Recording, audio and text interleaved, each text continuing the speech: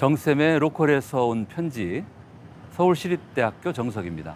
지난 6월 초에 파리 소르문느 대학 카를로스 모레노 교수가 서울에 왔습니다.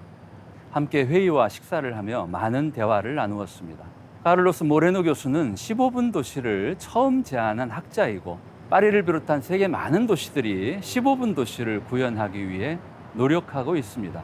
15분 도시란 걷거나 자전거를 타고 15분 안에 도시에서 필요한 일상생활이 가능한 도시를 말합니다. 15분 안에 출퇴근도 가능하고 쇼핑과 여가 활동이 가능한 도시에 살 수 있다면 얼마나 좋겠습니까? 직장과 집이 멀어 매일 1시간씩 만원 버스나 지옥철에서 출퇴근 고통을 겪는 직장인들에게 15분 도시는 단비 같은 반가운 소식이고 간절한 꿈일 것입니다. 그런데 긴 도시 역사를 되돌아보면 우리는 아주 오랫동안 이런 15분 도시에서 살아왔고, 지금처럼 장거리 출퇴근으로 고생하는 이런 방식의 도시 삶은 역사가 그리 길지 않습니다.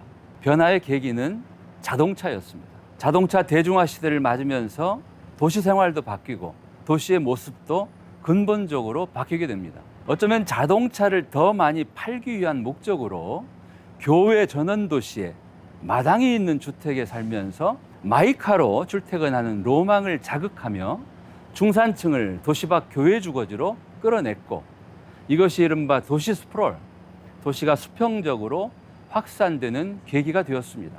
인구 감소와 저성장 시대, 그리고 기후 위기 같은 지금 상황에서 15분 도시는 우리가 지향해야 할 올바른 목표입니다. 15분 도시가 되기 위해서는 도시 생활에 필요한 기능들이 가까이 모여 있어야 합니다. 도시 바깥에 신도시나 신시가지를 개발하지 말고 비어있는 도시 내부를 고치고 채워야 합니다. 압축 도시와 도시 재생에 주목해야 할 이유가 여기에 있습니다. 그러나 지금 당장 수평적으로 확산된 도시를 압축 도시로 재편할 수는 없습니다. 당장 할 일은 거꾸로 가는 일들을 중지하는 것입니다. 당장 그만두어야 할 게 바로 신도시 건설입니다. 인구가 줄고 있는데 왜 신도시를 계속 지을까요? 수도권 신도시는 비수도권 인구까지 빨아들이는 블랙홀이니 이제 더는 짓지 말아야 합니다. 비수도권도 마찬가지입니다. 혁신도시, 기업도시, 행복도시 같은 신도시를 지으면 그곳은 채워지겠지만, 신도시의 인구와 활력을 뺏긴 기존 도시 원도심과 농산어촌은 더더욱 힘들어집니다. 압축도시로 다가가려면 개발보다 재생에 중점을 두어야 합니다. 세계 모든 선진도시들은 개발 시대를 보낸 뒤 지금은 재생 시대를 살고 있습니다. 급격히 인구가 늘고 도시가 팽창하던 개발 시대에는 신개발, 재개발 같은 개발이 불가피하겠지만, 경제 발전을 이루고 도시 팽창이 멈추는 안정기를 맞으면 개발이 아닌 재생 방식으로 도시를 관리합니다.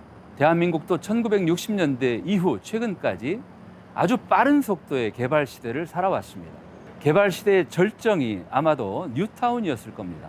이명박 서울시장이 2002년 서울에서 시작했던 뉴타운 사업은 2006년 지방선거를 거치면서 전국으로 확산되었죠. 그러나 뉴타운 같은 대규모 재개발 사업이 생각처럼 진행되지 않았고, 이에 대한 반성과 각성으로 여야 국회의원들이 2013년에 도시재생특별법을 제정하면서 대한민국의 재생시대가 시작되었습니다.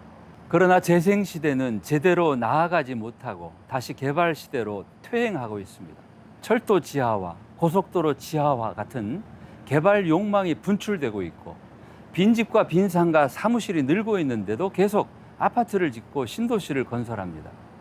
개발을 독려하려고 규제를 풀고 그린벨트와 군사시설 보호구역까지도 풀겠다고 합니다. 브레이크가 고장난 자동차처럼 질주하고 있는 개발 욕구를 제어하지 못한다면 재생도 압축도시도 허망한 꿈이 될 것입니다. 개발과 재생은 시소와 같습니다. 둘 다 잘 될 수 없습니다. 개발이 성하면 재생은 어려워집니다. 재생이 일상이 되고 상식이 되려면 개발이 어려워져야 합니다. 이건 역시 국민의 손에 달렸습니다. 당신께 달렸습니다. 개발을 원하십니까? 아니면 재생을 원하십니까? 정쌤의 로컬에서 온 편지였습니다. 고맙습니다.